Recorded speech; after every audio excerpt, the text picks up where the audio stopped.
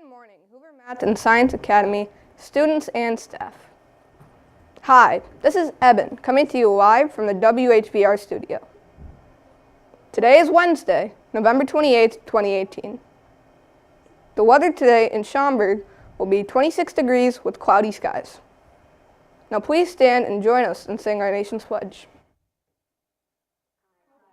Allegiance to the flag of the United States of America and to the republic for which it stands, one nation, under God, indivisible, with liberty and justice for all. In sports, the Blackhawks lost last night against the Golden Knights with a score of 8-2.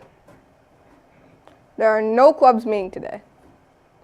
Kind Clubs Club grades 2, 3, and 4 will meet tomorrow morning at 7:45 in room 201. Student Council will meet tomorrow morning at 7:45 in room 113.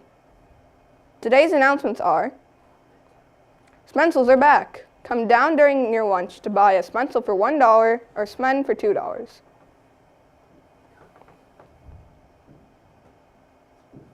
Today is National French Toast Day. Have a Show Off Your Winning Spirit Wednesday.